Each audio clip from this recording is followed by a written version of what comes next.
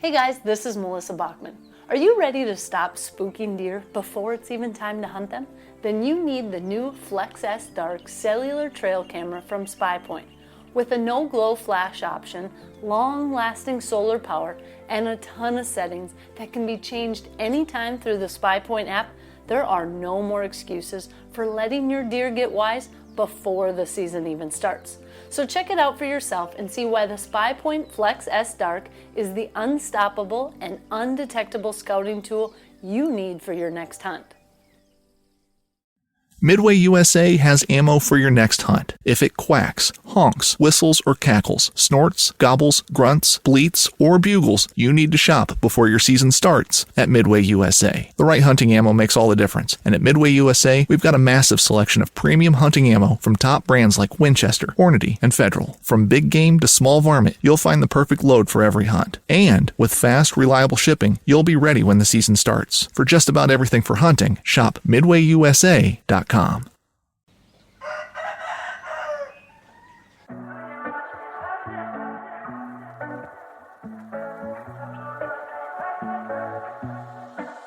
Dawn leaks through the window, soft and pale. The first hiss of the skillet breaks the silence as coffee breathes warmth into the room. Breakfast isn't polite here. It's wild sausage snapping in its casing, trout turned into hash, venison cut into bacon the hard way. Pancakes aren't from a box. They're heavy with acorn and sweet with maple. If you still think breakfast is sugar cereal and burnt toast, you've been lied to. The real morning table has always been out there, waiting in the woods, the water, and the field.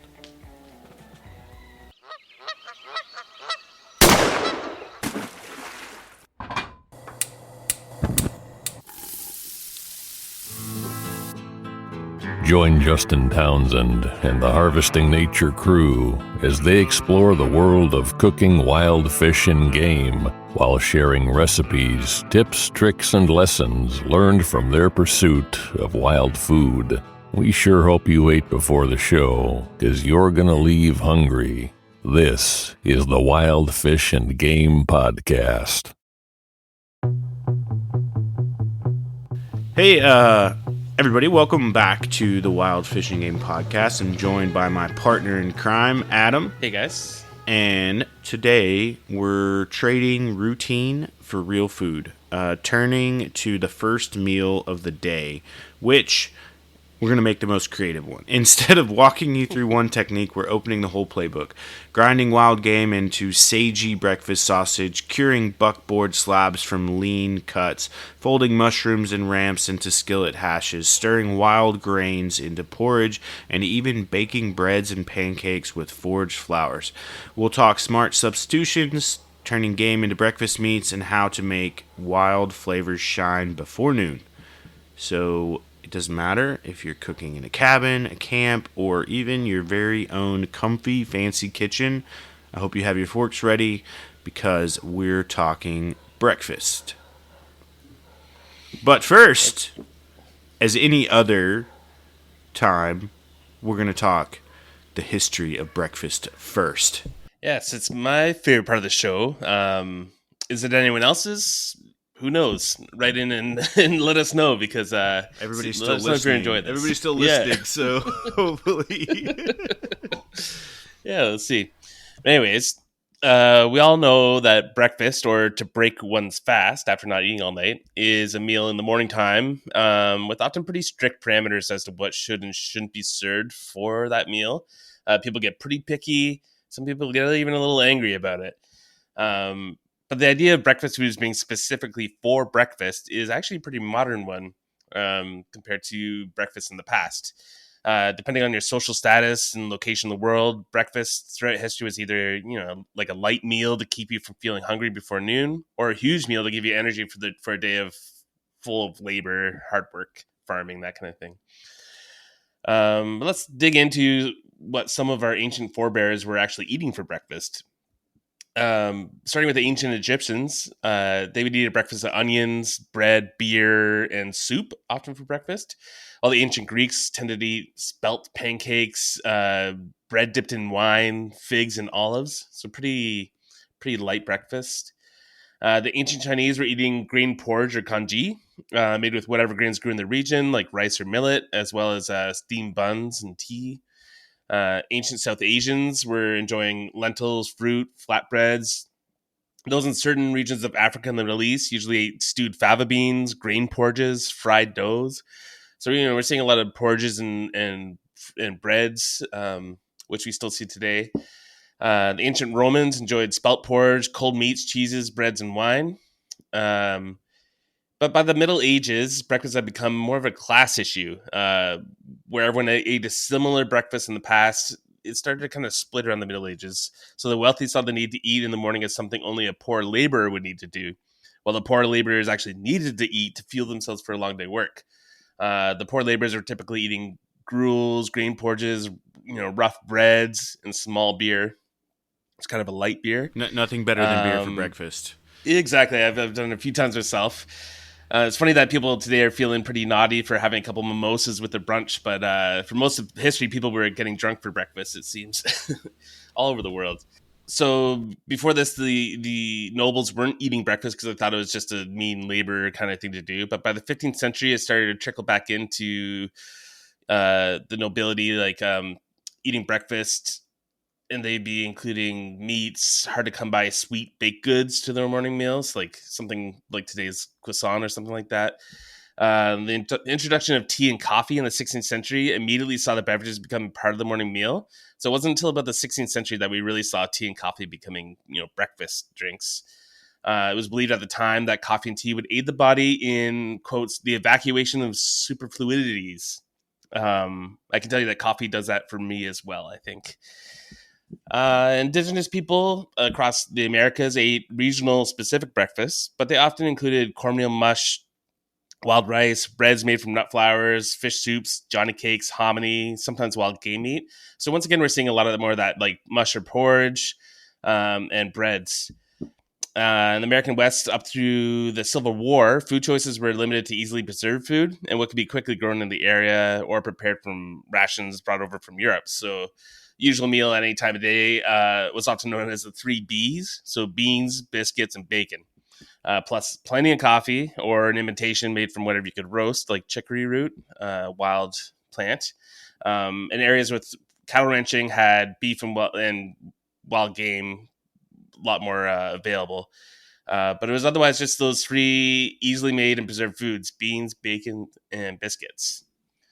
By the 1800s, two new foods to the American diet appeared: the ham and egg sandwich and cereal, two massive kind of big breakfast foods that people still enjoy. And the first cereal was surprising to me, was just popcorn with milk and sugar.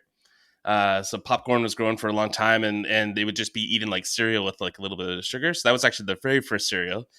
A hearty breakfast of eggs, bacon, pancakes, and coffee was also popular at the time, which caused certain prudish doctors to tote cereal as a healthier alternative, while also pushing down sexual urges in young people. I'm looking at you, Dr. Kellogg, and everyone. I'm not going to get into it, but go look that up. It's interesting how Kellogg's as a brand began.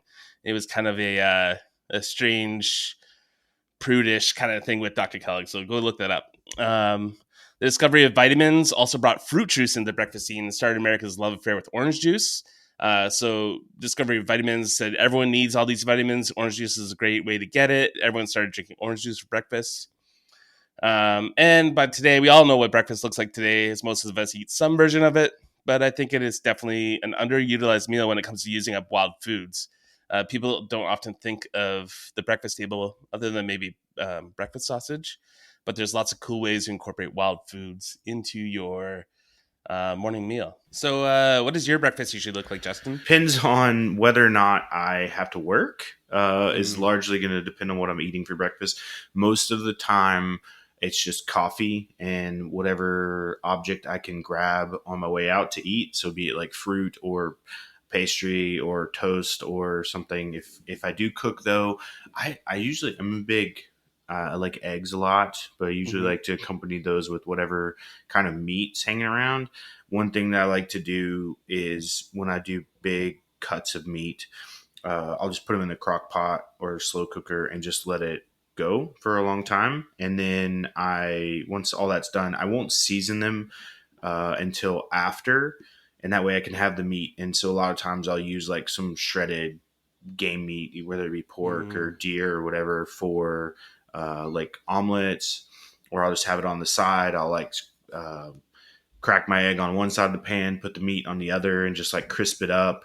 I do like we're gonna talk a bit here in bacon, and I'm gonna go, on a bit of a rant of, uh, about bacon, like this whole venison bacon ground phase. I don't know. We can dive into it a little bit more, but I don't know. I feel like it's not as exciting as a lot of folks make it out to be.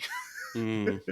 I guess you're still just eating like ground meat cut into slices, Yeah. Yeah. which essentially is like, it makes me think of like the turkey bacon or something like from the store. Yeah. It's just not bacon. It's funny. I was making breakfast the other morning and I didn't have any bacon, but got a request for some. But what I did had was mortadella slices, so I Oh cut them into yeah, strips and fried those into crispy bacon-like things, and it was tasty. But it's just not bacon. it's not It's bacon. nothing. It's just not bacon. But Yeah, still the delicious. fat's not there, all that. Yeah, it's still tasty, Yeah. but Yeah. I don't know. It's interesting. I think though, your base of a good breakfast, if you're gonna make it, and I think it definitely earns its place in my round of sausage making when I make big batches, is breakfast sausage. Yeah. So traditionally made with pork, seasoned with black pepper, sage. There are a lot of other recipes out there. They've got like maple syrup. You can add bacon to it, which I've done as well as Hmm. part of my fat content. Red pepper flakes to give it some spice, garlic. There's a cool, I think it's on the Meat Eater website. There's a recipe of mine for an Irish breakfast sausage, which is pretty good. Oh, cool. You get some of them have like powdered milk or some sort of cream Hmm. incorporated into it, which is pretty awesome. And then you talk about like some of the, I guess, Great Britain and Ireland kind of the English Isles, loose quotes, will have like, their breakfast sausages as well, have whether it's the black pudding or the white pudding, have some oats and stuff in them sometimes too, Yeah. and often the blood for the black. And I think that's, those are pretty tasty as well. I would definitely like to do some game versions of those. I don't think I have before, but Hmm. that would definitely lend towards probably their original origins, which were likely made with game meat, I would imagine. Yeah. Probably. Yeah. So, and that would be fun. Maybe Sausage Book round two, which is cool. I think the great thing about sausage, and we harp on this a lot, we say it a lot, is that even for breakfast sausage, you can use any meat you have. Um, so turkey, deer, elk, pig, bear, grouse, any of that would make good sausage if you have enough of it. And then, I was just thinking about uh, I'm in Hawaii now, and fish availability is very, very good. So, what does fish breakfast sausage look like? Mm. Fish sausage is a thing; people make it all over the world. Yeah. Um, but just thinking about sort of fish sausage, breakfast sausage, I don't know how. We have to play around with some of the flavor combinations for like your traditional breakfasty Yeah, I wonder things. because I know in Hong, I think like in Hong Kong they eat fish balls like in a curry sauce kind of for breakfast. Yeah, But if you had that, like the really springy texture of like an Asian fish ball, if you kind of transform that into a patty and then had just like a kind of springy patty that yeah. could go with something, it'd be interesting. I mean, honestly, we Worth had exploring. we had Marlin burgers last night, or not last night, 2 nights ago, 3 nights ago, maybe, and they were just seasoned with salt, a little bit of black pepper, and some dill, and they were Mm, pretty good. So I feel like some of, especially the bigger fish, would hold up well to it. yeah. Um, I'm thinking through like your traditional flavor combinations of like your sage and your maple. Sage and peppery Yeah. maple. And, Yeah, which, maybe that's just something that's just a very North American traditional flavor set. And in other places, you're just going to eat different things for different places. Mhm. So honestly, like it could just be complete made up flavor profile we have in North America. And we just need to shed Yeah, that, we shed just that stigma. Yeah. associate it with breakfast, but doesn't necessarily have to be breakfast. Yeah. Um, I would think there's like a ton of other cool flavors that we could play with inside of those sausages, not just the fish sausage. Kind of go back to game sausage. I like the inclusion of like the wild greens. So you're thinking about like ramps, wild leeks. We talked about maple syrup, but you could also put rice in them. Kind of like a Mhm. boudin to give it like some good filler, or Yeah, like the oats. wild rice. Yeah. Oh, wild rice would be really good. Yeah. Hickory syrup, which you have a cool guide to making hickory syrup on your website, don't you? Yeah, I do. So for those outside of the maple zone, you can't tap any trees for syrup. You can actually make hickory syrup out of shag bark, like roasted shag bark hickory bark, Huh. and it's a different style of syrup altogether. But it has a really cool flavor. So yeah, head over to chefeater.com if you want to learn how to make that. It's a pretty cool syrup, pretty cool wild syrup. That would be cool too. Yeah, the inclusion of that flavor, or even like black walnut Hmm. syrup would be really good. And then you've got sort of your mushrooms, your berries. I think juniper, spruce tips added in there, even spruce tip syrup if you wanted to add that, or nettles. There's so much cool. Like I like sausage a lot when it comes to like the blank canvas ability to just Yeah. create something like really cool and really unique. And I think that's when we wrote the sausage book, that was our intent, was like, hey, here's this blank canvas of base recipes for like 30 different sausages that you can sort of build on. And I think it's really cool because all the feedback we've got is people have been like, oh yeah, I really love your base recipe, but sometimes I'll add this to it, sometimes I'll add Hmm. that to it, just to kind of like give it my own flavor combination. And that's what we wanted, so it's really good to hear that. But if you want a copy of the sausage book, you can pick it up on our website. I think it's harvestinature.store is our website, or you can go on Amazon as well. The store, our store, definitely helps the little man. So if you buy it there, you'll be helping us out a little better. But one thing we're going to do when we decide to venture down the path of two, sausage book version 2 or issue 2, I forget whatever we called it. Part Part two, I part think. two, Yeah. part two. Yeah. Whenever we decide to go down that road, we're going to talk more about curing. And Hmm. probably one of those things, even though it is a sausage book that we'll talk about, is actual bacon. So, what are your thoughts on bacon? I like bacon. It's another obvious breakfast Good, choice. good. We can still be friends. So, Yeah, yeah. No, I really like bacon. It's I think it's used a little too heavily in the wild game world, just in terms of wrapping everything in bacon and grinding everything with bacon and poppering everything with bacon, whatever. But to each their own. I use it as well every once in a while with wild game. I make it often for breakfast. Um, but it's a little harder to make with wild game than the breakfast sausage, which is a very easy thing to do with pretty much any wild game. Bacon's a little harder, but it is still very doable.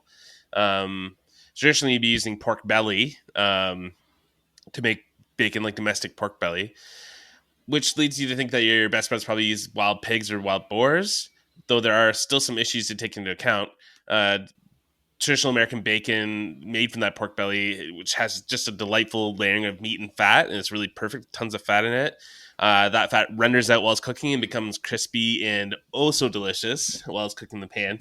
But the problem with getting that same effect from wild pigs is that very few of them actually have enough belly fat to make it like a worthwhile effort.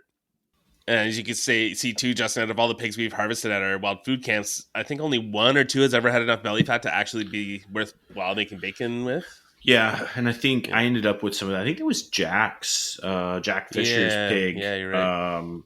when he was there doing the film, and I ended up with a portion of that belly, which I did make bacon with. Yeah, Came out really, really good. I was excited about that. it's pretty easy to make bacon. It's just hard to obtain that the right fatty structure from Yeah, the pig. So if you get a nice fatty sow and you notice it has a good fatty belly in it, definitely save it for bacon. That's pretty rare. But otherwise, you'll probably have to make it with different parts of the pig. So thinking like Canadian or female bacon, it's made from the cured loins or backstraps, and it's traditionally very lean. So the leanness of the pig you harvest isn't an issue for making that type. I think female is like cured and then rolled in cornmeal or pea meal, and Canadian bacon I think is cured and smoked. Jowl bacon is another great choice. Even leaner pigs will often carry some of that jowl and cheek fat. The jowls can be cured and or smoked and sliced for an actual really delicious bacon as well. It's known as guanciale in Italy, and that's the bacon that's traditionally used for pasta carbonara. So when you're making a real pasta carbonara, it's not meant to be belly bacon; it's meant to be jowl bacon. That's something you can definitely get off wild pigs. It's all just kind of sitting under the cheeks and the neck, and they carry a lot of the fat there. If you want to learn how to properly remove those cuts from a pig, we have Wild Pig Camp coming up in December. Yep. We still have 4 seats left, I think. 4 seats, yeah. 4 seats. So we'd love to see you there. Yeah. Yeah, and we get into that a bit, the curing, but definitely the butchering, breaking down individual. And part of the thing we do there at our camps is whenever we ask everybody sort of what they want, it's a broader question, not like, what do you want in life? It's like we have people think through the dishes they want to make with their pig before they ever start butchering the pig. And then we have them create a list. That way we can help them get the cuts they want to get the end results. And I think that's a great thing for everybody to sort of think through when you think about wild game writ large, is like, all right, what am I going to do with this? What do I want my end result to be? What meals do I want to share with my friends and family? And that's just a great perspective to have, I think, whenever it comes to the butchering aspect of it. And it helps you be a little more prepared as well. Yeah, and to have Adam Steele right there to talk to you and ask any questions about, like, he's the guy to talk about, curing and different things like that. And he's got so much knowledge. So having him right there beside you is, you don't want to miss out on that. So I hope to see you at the pig camp. Want to plan your next fishing trip without the hassle? FishingBooker.com is the best way to find and book a fishing charter anywhere in the world. Whether you're chasing trophy fish or just looking for a family day on the water, Fishing Booker makes it simple, fast, and secure. With thousands of experienced guides, verified reviews, and 24/7 customer support, Fishing Booker takes the guesswork out of planning. Visit FishingBooker.com and book your trip today. Fishing Booker. Fishing trips made easy. For almost 50 years, Midway USA has been America's go-to source for just about everything for shooting, hunting, and the outdoors. Go to MidwayUSA.com to see our latest deals and promotions and take advantage of our super fast same-day shipping. If you need a cooler, a new fishing rod, another rifle, ammo, or a reloading press, you can find it all at MidwayUSA.com. Thanks for your business.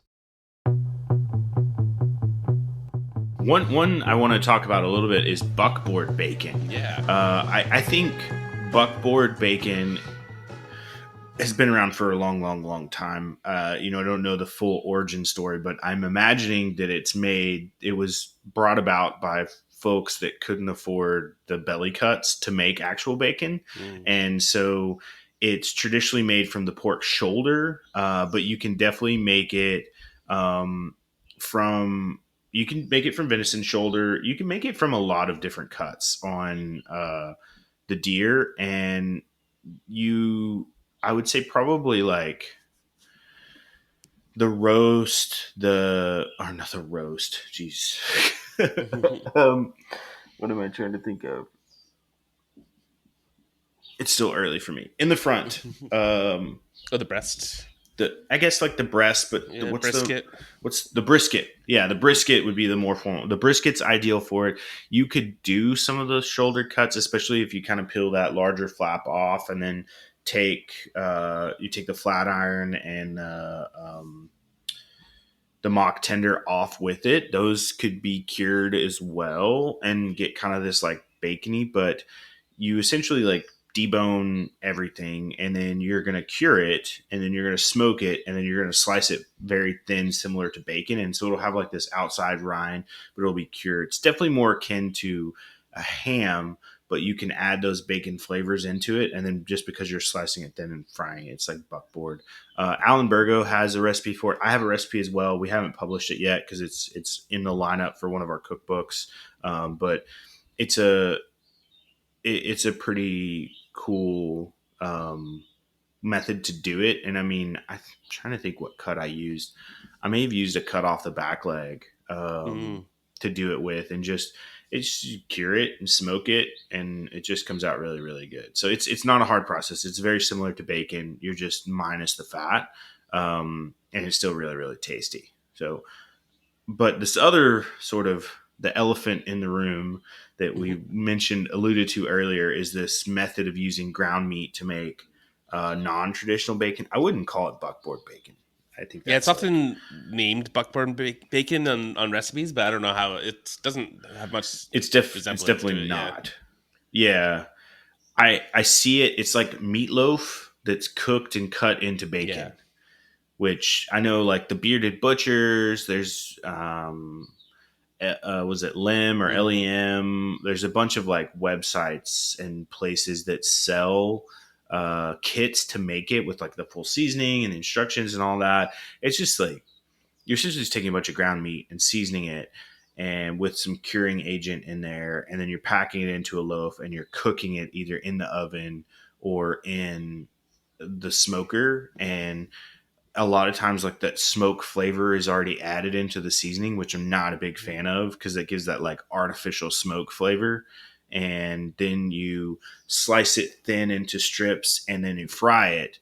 And really your fat content is coming from whatever you're mixing in. I don't know. It's like an uncased sausage, so like a sausage patty, but in a meatloaf form that's sliced and fried. And it's like the worst of all worlds, I think. Yeah. Yeah, to me it seems like really unnatural. I put it in the same category as like preformed hamburger patties, which absolutely drive me bonkers. I tried it with the jerky gun with like the ground meat too, and I wasn't a fan at all of that. I just tried it out because my dehydrator came with one. I'm not a fan. I'm not a fan of any of those kind of like pre-mixed kind of ground meat applications. They don't really do it for me.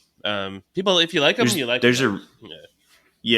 I mean, there's a reason we've been curing bacon and jowls and shoulders and all these things for back quarters for all these years and years and years. One is preservation, but two, also like that got fine tuned into a flavor palette that we all enjoy. And I think you're taking something and you're making it ultra processed in order to be something else. Yeah, not as cool. And it just like, definitely not as cool. It reminds me, I mentioned earlier, it reminds me of like the turkey bacon. It doesn't. It reminds me of like the soy bacon. Oh, yeah. That like crispy, it's got the crispy, it looks crispy in the package. It's got like that fake white line through it and the two like meat lines. I'm like, that's what that stuff reminds me of.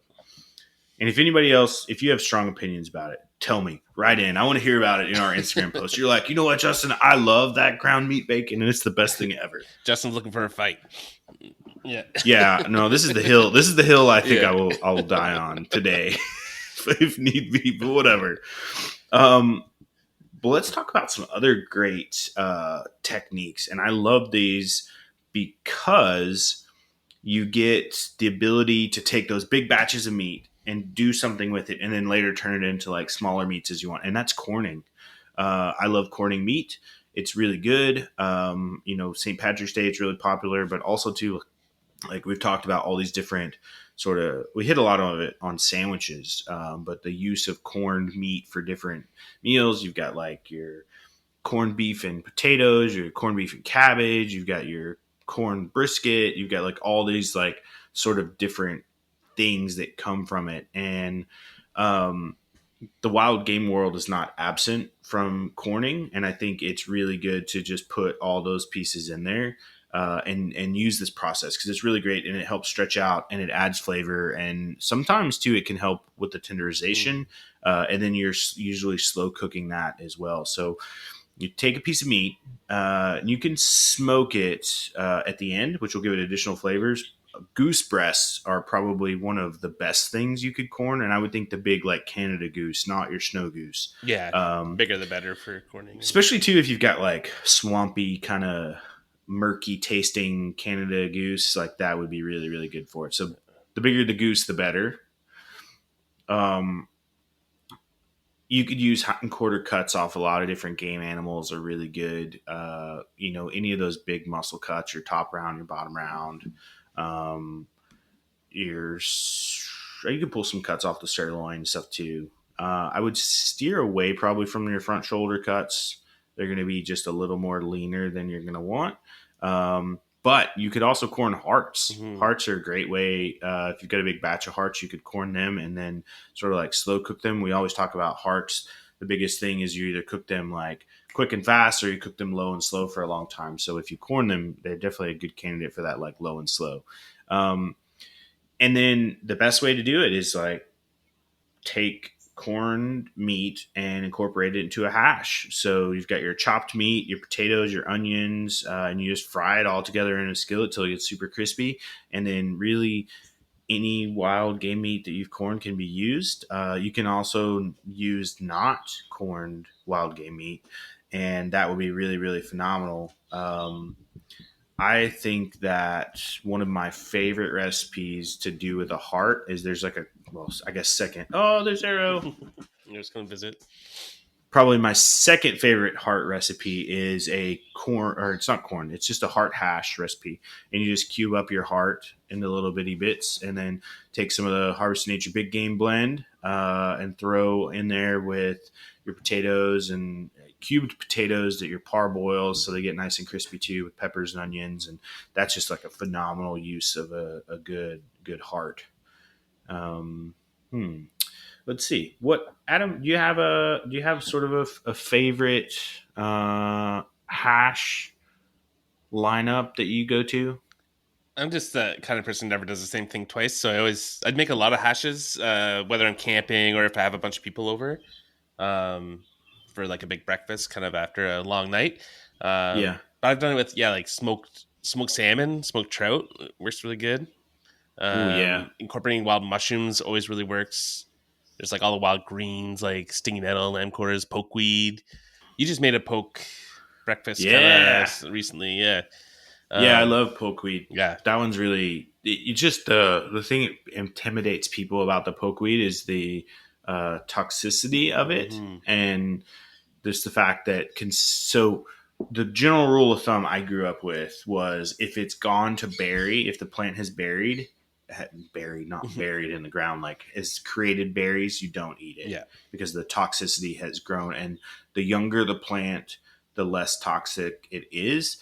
And then I learned a cool trick from Sam Thayer. Actually, I was doing research on it, and Sam talks about when you eat it, if you get a tingly feeling on your tongue, that you have not parboiled or blanched it enough. So essentially, the way I grew up is you boiled once, drained, boiled again, drained, and then it was good. I know some people will go for a third round, but usually 2 for me is good. And then you end up with this like it's spinach consistency, but it's a little softer because the leaves break down after that two parboil blanching. So you end up with a little mushier substance, which traditionally we eat with eggs. So in like a scramble. So it's like a hash. You could add the potatoes and all the other stuff in there too, but really just we would do like wild onions. So you can go either like the wild pearl onions or like ramps or leeks or something like that to add in there some flavor, and then the eggs and then the pokeweed. Delicious. Yeah, and that's a great Yeah. it's a great summertime. I would also too. I want to experiment with using it sort of like collard greens as well. Like afterwards, if you wanted to make it more of a lunch or later in the day type meal of like doing some perfect buckboard bacon. There you go. Yeah. We'll do breakfast for dinner. Yeah. Buckboard bacon in there with some vinegar and some peppers and stuff like that, and giving it more of a spicy like collard green type flavor, I think would be really, really cool. Yeah, it'd be neat. Yeah. Yeah, So. you could like talk about hash. You could also replace the potatoes, which generally aren't wild, maybe unless you're from Peru or something. But There are replacements for like other tubers or different kind of big starchy things like sunchokes, also known as Jerusalem artichokes. Yeah. For a while, they make a great swap out for potatoes, although they do affect some people and give people a lot of gas. Some people have a little bit of a sensitivity to them, so keep that in mind. You can use like big mushrooms like chicken in the woods or hen in the woods. Would work great for that.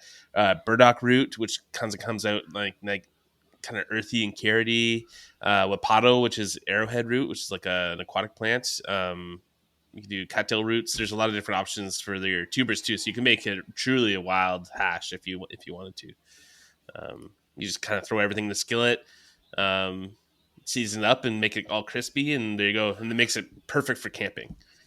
Yeah, I think it's great to have like all the different breakdowns of stuff, and you could also, minus your eggs, you could have everything sort of pre-prepped and then just throw it in a skillet. And the thing with that is why the hashes are so good for camping is because usually controlling your fire at a campsite, either like over a campfire or even those cooking stoves, is like it's either hot or it's not. Yeah. And so you don't have to really worry about being anywhere in between with your heat or being super fine tuned with the heating element. You can just take your robust cast iron pan and just throw it on the fire and just get it hot and throw everything in there until it's just nice and crispy and delicious. I love the camping breakfast hash.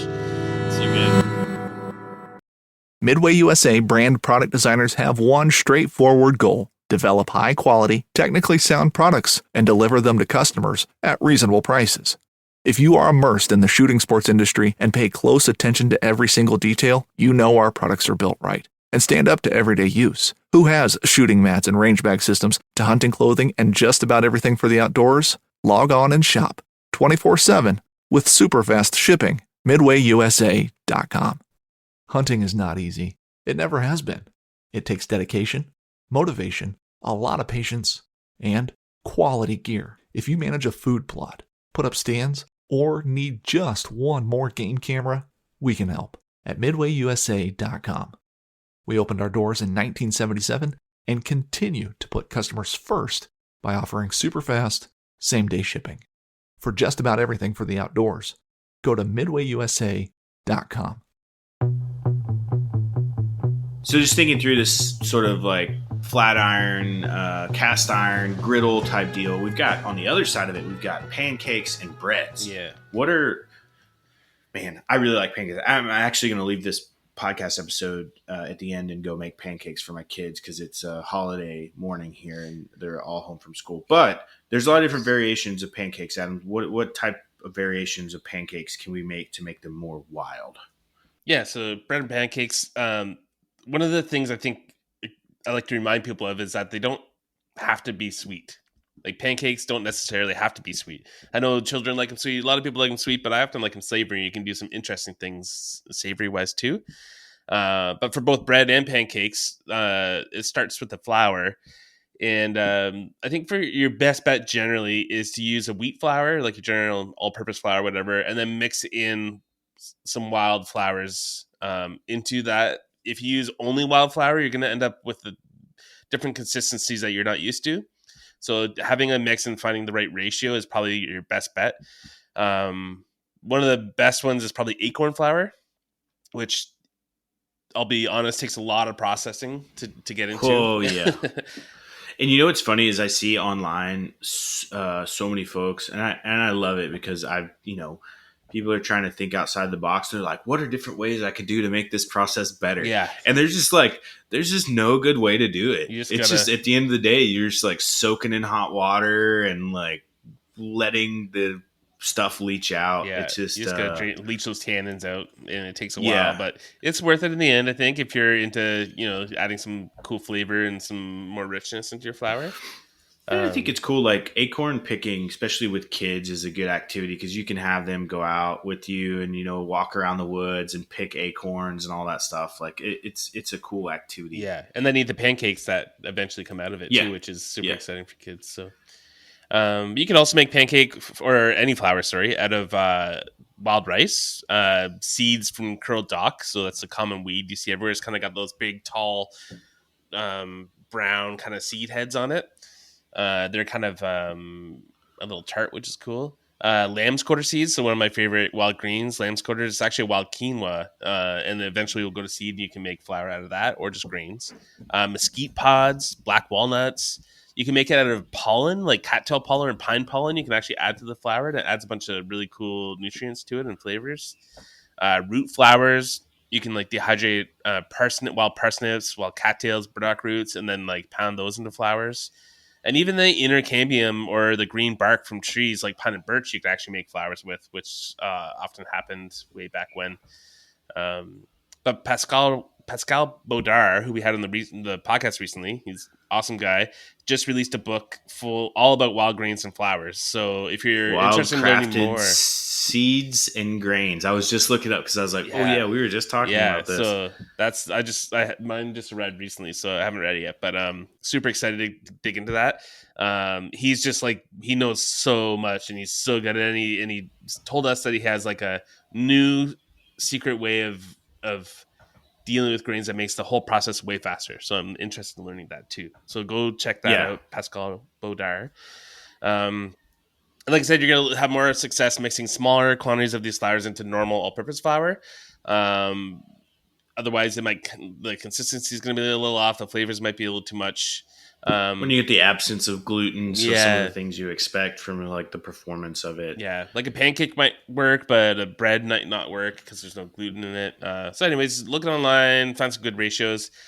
But you can also add wild elements into the breads or pancakes. It's not just making them out of them. So wild berries are the obvious option for sweet pancakes, like raspberry pancakes or strawberry pancakes. Even better for the wild blueberry pancakes, such a classic. But like I said, you don't have to go sweet. So like wild onions and ramps, wild mushrooms, nettles, different seeds. They can taste really good in a pancake. And you can even serve it with meat or bacon or anything like that. And don't forget to top those pancakes with maple syrup or hickory syrup or berry syrup or rosehip syrup, pine or spruce syrup, wildflower syrups. You can just go all out and make all sorts of cool different syrups to slather all over those pancakes.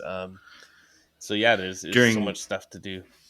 During turkey season, I was in Virginia and it was not very successful. But I did find a bunch of Chinese mustard, which I took and blanched down, which was not bitter, thankfully, and blanched it. And then I took it and made I did a play on like scallion pancakes. So talking about using the actual green in the pancake and then having it, served alongside meats and all kinds of saucy, delicious food like that too. So it was pretty good. Yeah, I did that once on a hunting trip too. We just stopped and made a fire in the morning, kind of all got back together. It was like a duck hunting thing, and did duck breakfast sausage links on scallion pancakes that I just put into like a squeeze bottle, and I brought my little cast iron pan. So over the fire, put the squeeze bottle, and made these little pancakes, and wrapped the duck sausage, breakfast sausage, almost in them. like a hot dog bun. Yeah, it was. That stands out as a really awesome meal in my past. Just like the wild, we were just on this rocky outcrop overlooking this beautiful lake, like had a little fire going and eating these delicious things. That was a great breakfast. Sounds great. Yeah. Definitely getting hungry for breakfast. Good thing pancakes are on the way. Yeah, right. So I think too, let's not forget being a product of the southern part of the United States. I have to say grits are probably at the top of my list for a lot beyond breakfast, but I think grits and porridge, we can't talk breakfast without talking about these two, either as a side or like the entire breakfast. Most of the ingredients that we talked about for bread and pancakes can also be incorporated into porridge or grits. Wild rice and seeds can be boiled and flavored with the consistency for like mush, while acorns and other nuts can be turned into grits with proper processing techniques, which I think is really cool. And then you've got wild fruit, syrups, jams, sweeteners. Spruce sugar is a great one, or spruce syrup is really good. And then those can be added to porridge. But don't sleep on the savory. I think grits and porridge can be cooked and topped with wild mushrooms, ground game, wild sausage or bacon, eggs, smoked fish, crunchy roasted wild seeds. Literally, like you could put anything on it. And this perception is that the grits, and well, I can tell you for a fact that in a lot of Southern American cuisine, grits are used as in place of rice or anything else in like your dinner and lunch dishes for sure, and they aren't just reserved in the um, capacity. But like my favorite way to eat grits, it's funny because people look at me, is just grits and maple syrup and Mm. just like mixed in there, and that's like a very traditional way to consume grits that people have outgrown. But I think from like an indigenous perspective, like that was very common. Those two ingredients were very used very well. Some sort of sweetener and then grits would be good. But I like mixing hot sauce into mine. And yeah, hot if sauce. I have an egg on the plate, hot sauce and egg yolk all whipped in, and yeah, Ooh, I that can't sounds get really enough of good that. too. Yeah. But you've got a good pike head congee recipe, right? Yeah, I did. I make congee quite often. So that's like Congee. the I can't. rice. I can't Oh, talk. that's good. Kind of the right like Asian rice porridge or grain porridge. Yeah. And they're often served savory over there. And yeah, I make it a lot. There's something really soothing and great about it. But yeah, I made pike head congee. It was after I caught some big, like, I don't know, number 6 to 10 pound kind of pike, and then you got relatively large heads on there. So you remove the gills, give them a rinse, chop the heads into several pieces, and actually marinate them in wine, like this Chinese rice wine and soy sauce for a little while. Mm-hmm. Um, Sear the heads, get a little of the Maillard reaction going on. Then you're making a kind of a stock with them, with ginger and scallions and everything. Reduce like simmering for about 20 minutes, and then you're going to use that stock and any meat that you can pull off the cheeks and everything from the heads. And you're going to cook rice in it and simmer it until it becomes just like silky, smooth consistency. Really delicious. And that takes like 2 hours or so it takes a little while. Um, Adding some spinach, garlic, ginger, scallions, cilantro, soy, all that stuff. The pike head meat. Yeah, just I don't know how delicious that sounds to people, but it is very comforting, very delicious. Had a great time with that recipe. Yeah. I think the use of like getting that extra sort of bit of head meat out of there is really exciting. It's just a good use too. And I've been thinking about this for a long time. Like a Euro mounted pike's head or barracuda. I think they Yeah, look so that'd be cool. cool. Yeah. I keep I like the mandibles because I have yeah. this little kind of corner where all the light comes in the window where I have all my plants and everything, and I put little forest treasures that I find in the plants and mix it all in. So I got snake skins and feathers and all sorts of weird stuff. But I have all my pike mandibles in there as well, and they always get comments from people because they look so vicious. They're pretty cool. Um, there's another recipe that I have on the Intrepid Eater. Oh no, it's on both the Harvesting Nature and Intrepid Eater websites. And this is the breakfast that I kind of wanted to showcase what other people do for breakfast and how different it can be. But this is Senegalese goose leg nambe, and it's basically made out of like black eyed peas, and I used goose, like goose leg that I slow cooked and shredded. And you're basically making this really delicious kind of slow cooked kind of saucy bean thing with the meat and beans with palm oil, like African red palm oil, bell peppers, garlic, tomato, like lots of smoked paprika and everything. And then made like a chili mayo, which is also traditional for this, with palm oil, shallot, Scotch bonnet, so it's a little spicy, and mayonnaise. And you put it on like a French baguette. And that's something that's served for breakfast in Senegal. It wouldn't be with goose normally. Usually it would be maybe beef or lamb, but it's just like it's almost like this like thick stew that you just paste onto this baguette, put the spicy mayonnaise on, and then eat it. And it's like nice, hearty, delicious breakfast that bears no resemblance to the breakfast we eat over here. But I found it to be very breakfasty all the same. That's something you can check out if you want. You know my Break it up. one of my favorite breakfasts, like non North American typical breakfast that really excites me is Haitian spaghetti Oh for yeah, breakfast. yeah. Yeah, it's like just like onion and pepper and spaghetti with like a almost like a ketchupy tomato sauce. And that's just like what you eat in the morning for breakfast. Yeah, I have there's nothing in my body that puts my nose up at breakfast foods that aren't breakfasty enough for me. So I can just eat, like, I could get up first thing in the morning, 5 a.m, and get some leftover fish and a can of Coke and have that for breakfast and not even blink an eye. Which some people just can only have certain things, but Yeah. so I'm always really excited to find international breakfast recipes that are like so different than what we normally eat for breakfast. Yeah. I'm always right into that. Speaking of, one of my favorites, and this is a variation, or it's a deviation from the traditional sense of huevos rancheros, but I've got a good, it's like a basic chorizo. It's flavored with chorizo, but it lacks some of the like acid and stuff that we talk about in the sausage book for like a true chorizo. So if you want like the true chorizo, go with the recipe that's in the sausage book. If you want like a very basic one, you just season it like chorizo, but it's just the ground meat. And the deviation for this huevos rancheros recipe is really like huevos rancheros is served with like the corn tortillas kind of on the bottom, and you kind of eat the egg and the sauce off of it. But this one is actually stacked. And I think this one is the one that got me in the door with Meat Eater. This was a long time ago. When did I write this recipe? This was 2019.